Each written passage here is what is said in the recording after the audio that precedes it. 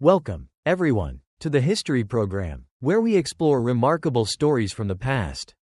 A former French Minister of Defense, who spent 9 years fighting in Indochina and directly participated in the Battle of Dien Bien Phu from the very first days of constructing the fortress until surrender, once expressed deep respect for the Vietnam People's Army.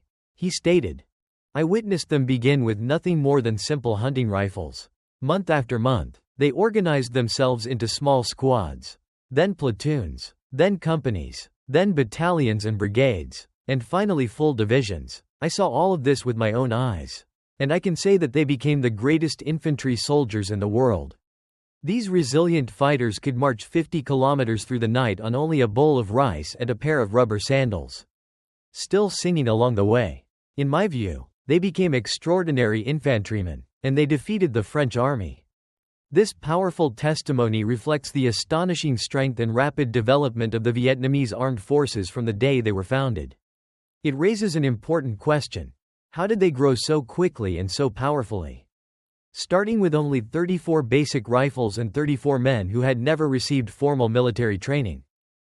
What happened in their very first battle? How did they secure victory? At that time, President Ho Chi Minh emphasized, "Politics is more important than military action. And propaganda is more important than combat." Their very first battle had to be won at all costs. Victory would lift morale, ignite revolutionary movements across the region, and send a message to the world, drawing attention to Vietnam's anti-fascist struggle. Defeat would carry severe consequences in every aspect, so failure was simply not an option. In reality, the Vietnamese forces had just been established. Training was limited, weapons were extremely primitive, each rifle had only 20 bullets. Choosing the right target and the right method was extremely challenging. A target too small would not impress the public. A target too strong risked failure and damage to the army's reputation.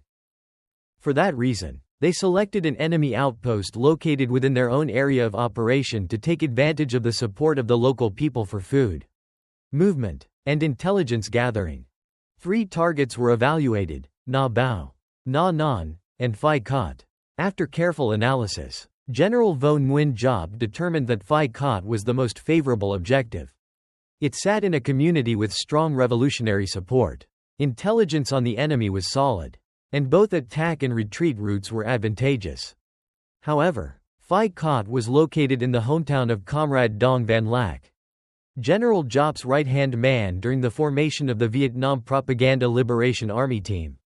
If the outpost were attacked, his family could face retaliation. When consulted, Dong Van Lac firmly declared, "This mission is assigned by the revolution. Even if my family must sacrifice, as long as it brings victory to the revolution, I will carry it out without hesitation." With his full support, a meticulous plan was created. The attack would begin at 5 p.m. while daylight would facilitate movement and combat. Darkness would cover the retreat. Even if the enemy reported the assault, reinforcements from the district would not arrive until the next morning.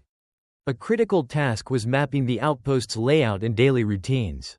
A 12-year-old scout named Han was assigned to gather this intelligence.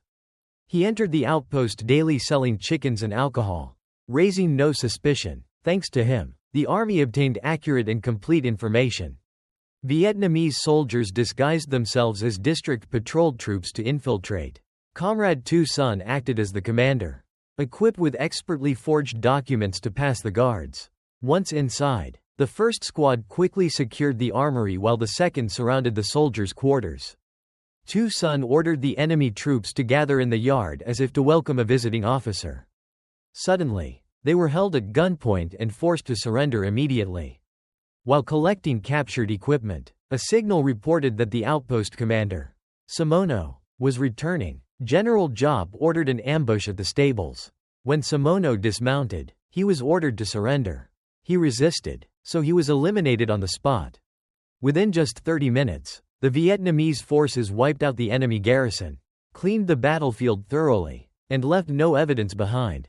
Clothing and supplies were distributed to local civilians, while captured weapons and ammunition were transported back for continued combat. Before withdrawing, they left a fake message in French to mislead the enemy, preventing suspicion of a coordinated attack. This tactic made future operations easier. The unit retreated during the night, took rest, evaluated lessons learned, and prepared for their second battle at Nha Nan, where enemy forces were stronger and better equipped. With the limited ammunition captured from the first engagement, the challenge ahead would be even greater. So how did the battle at Nha Nan unfold? How did this small Vietnamese force manage to win again? All of this will be revealed in the next episode. See you soon, and do not forget to subscribe to the channel.